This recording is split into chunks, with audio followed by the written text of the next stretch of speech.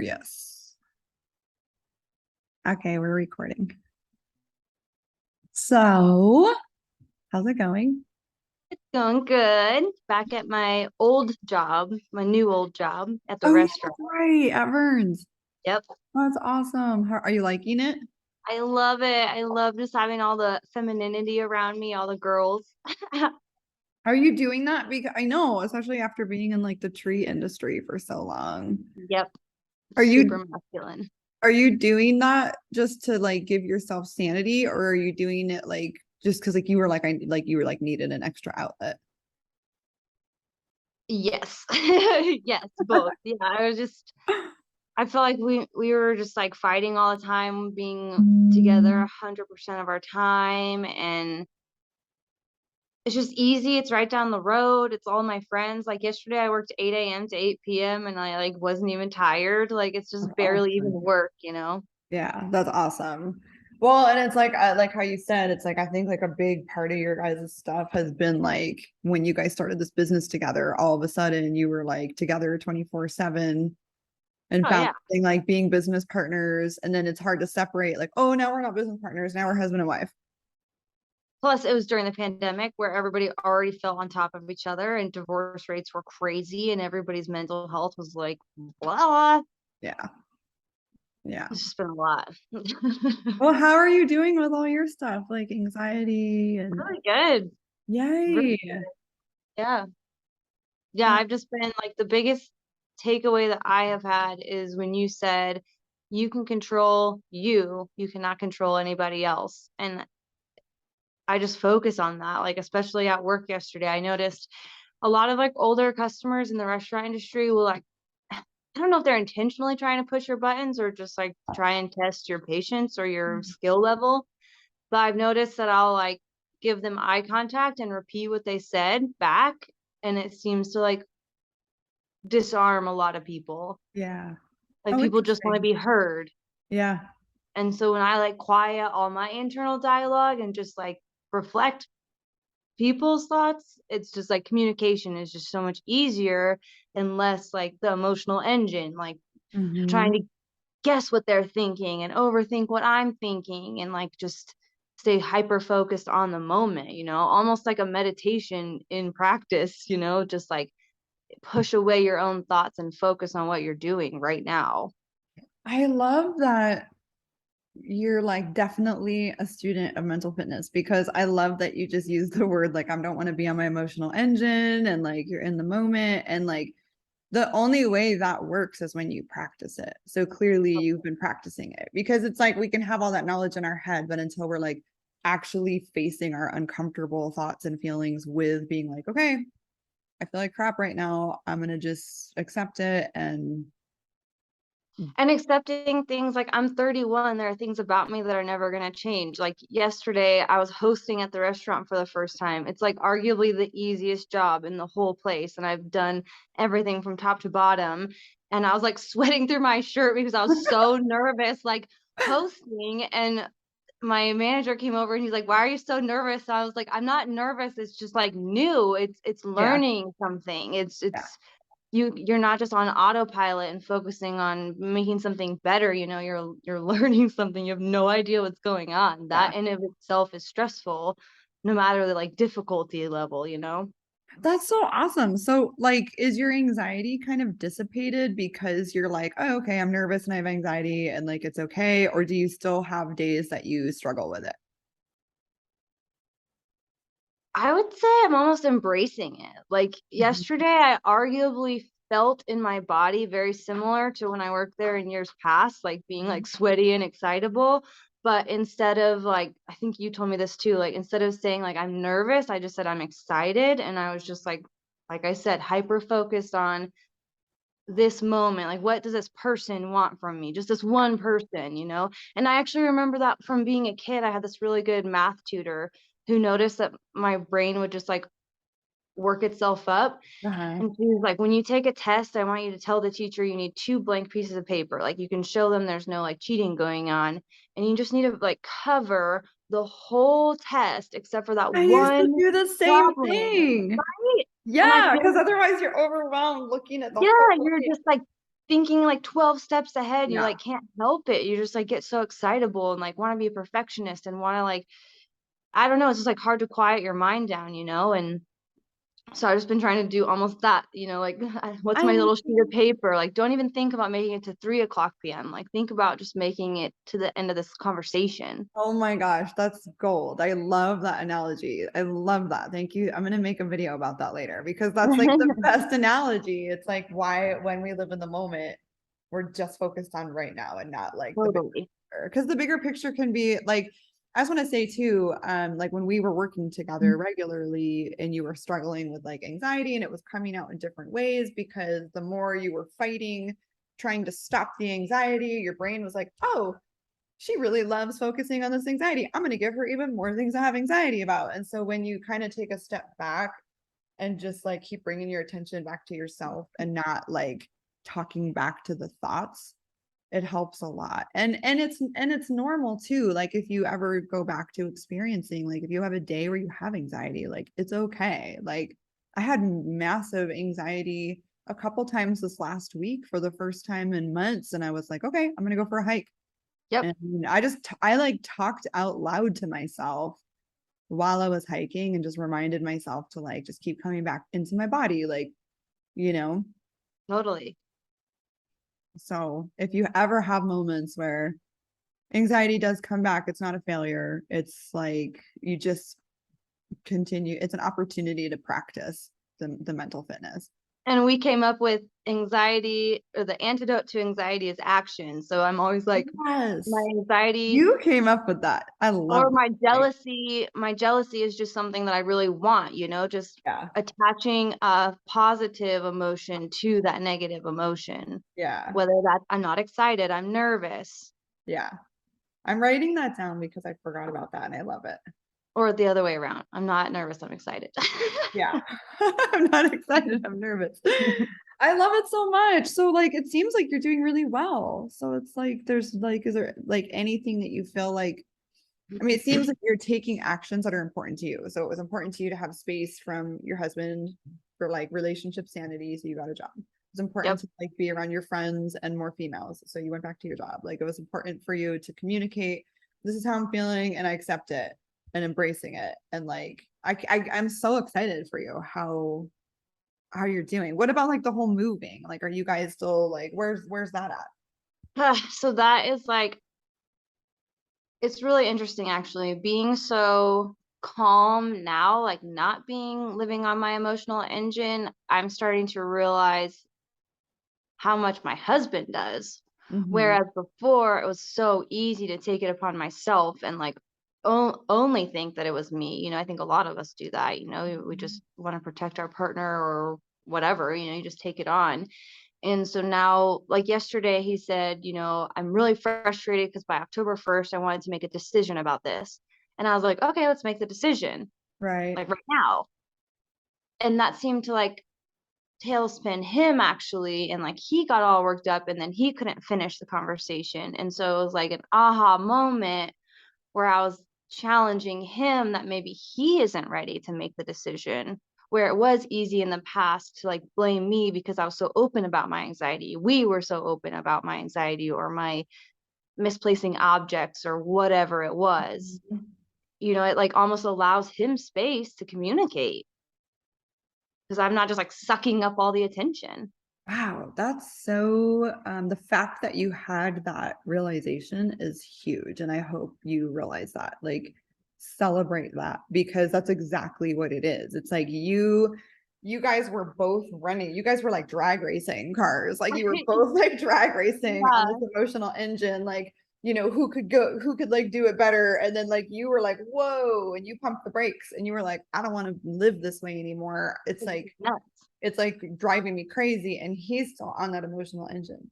So now like you're right, now it's kind of like there's this realization of like wow, you're super calm, which maybe historically you haven't been. Totally. Now he does have to kind of face that in himself. Yep.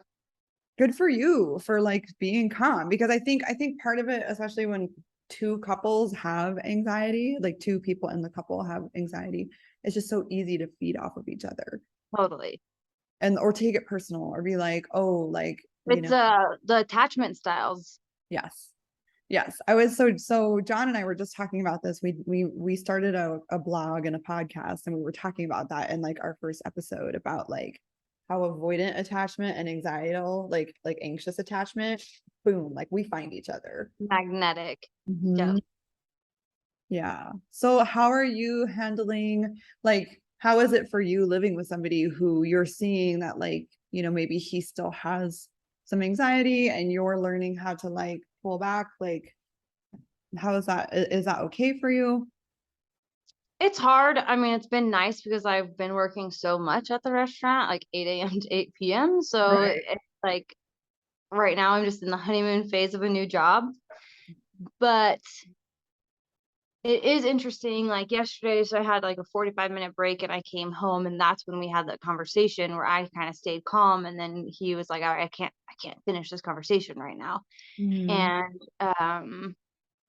And then later, I think it was last night or first thing this morning, he said, like, "I'm just really sorry that I have gotten here," like in recognition that he was maybe running on such an emotional engine, and he was just like, "I don't know how I got here and everything." And it's like, I've been there and I've been open about my struggles. So like, I'm super compassionate about it. And, so I'm just trying to be patient, and try to hope that he takes the ownership that we have taken, and like realize that you do have control Mhm. to like get yourself out of this like tailspin essentially. He was watching your Udemy videos, Oh, and awesome. like, yeah, he was, I noticed he like underlined looping. He was taking notes, and like looping was like in bold and underline, it's like I think he does that a lot too. I love that. Thank you so much for sharing that. Because I was just gonna say we like I talk in the course about that too, a lot about like, just the way just the way the emotional engine can get away with us, and like and how we develop. So like our brain, it's like our body, if somebody attacks us or we feel attacked, like our brain, like our body can like fight back. We could like punch, we could kick, we could run away, right? But like our brain, like when the amygdala is triggered, like the lizard brain, and it's like, oh my God, something's dangerous, I have anxiety. Like it's interesting because the only way the brain can defend itself is to give us negative thoughts and uncomfortable bodily sensations, which we're like, something's wrong, I don't, right? And we get in the fight or flight and the pupils get bigger. We were talking in the podcast, we started the podcast to talk about mental health from like a men's and women's perspective. And it's interesting because John was sharing that for men, when men have trauma and anxiety, it comes out more in like irritability, frustration, and anger. And then we just think, oh, this guy has an anger problem, when really Right. it's like a trauma response and a coping mechanism. Like, where for us, we get more anxious, needy, clingy, like we try to maybe control things to like get like approval. So, I mean, it's totally normal. Like, he's having like these, I mean, however he got there doesn't matter. What matters is like Right. he starts to recognize it now. And I think that's what was like so eye-opening yesterday when I was calm, is like it is so easy for him to even be like, "Oh, it is my wife." Like he's even Googled before like my wife, what was it? I I don't remember remember you exactly what telling it me that, was. but I remember that it was like my wife is like emotionally Unstable or draining something or like something. that. Yeah. And I then remember and then that. it's just so funny because then when I stay calm, it's just like so obviously like also him. And also it like popped into my brain that my grandmother says we're very well suited. Oh And I my was like, God. I wonder if that's what she meant. That's so funny. It's so, but like, I'm so proud of you because part of mental fitness is taking the energy and like putting it back, putting the focus back on yourself. So like now you've like worked so hard for the last few months on yourself and like being mindful and in the moment, and like you've rewired your brain and you've developed new patterns, and your new coping skills are like, let me pause, let me just like ground myself down, let me like think of these helpful analogies for myself. And now when another person doesn't have you to blame, it is uncomfortable because now he does have to look at himself, and I'm so proud of him for like, Or even waitressing. Like, Yeah. even tables, like, last night, this table, they were very clearly trying to challenge me because they could tell I was new, and, like, they were ordering 2 waters, that's all they wanted, but instead of just saying, like, "We'll take water," or whatever, being friendly, he said, "We want 2 waters, ice, lemon, 2 straws, extra napkins, and I'll have a cup of coffee if it's freshly brewed." And I said, "Absolutely, sir. I'll be right back." And I repeated the whole thing, Yeah. that like, looking him in the eyes, and, Right. you could just see his whole body relax. Like, he just wanted to be heard and pampered, and instead of me being like, "What a dick, da da da da," and getting all upset, I just played the game. I just stayed in the moment. It wasn't about me. I did not let my emotional engine get turned on, and I was just like, "I know I exactly what he love wants." this. I He love left this. me, like, a $20 tip on, like, 2 waters and a coffee, like That's amazing. I love Yeah, that though. Thank you for sharing that because like that is the whole you're getting so mentally strong. So you remember when we first started working together, we talked about how challenging it is in the beginning to have awareness and catch all the moments where your right, emotional engine turns on. And in those moments, it's like a tough couple weeks of like being like, okay, I'm feeling this feeling. It's a temptation and a compulsion to want to react to it.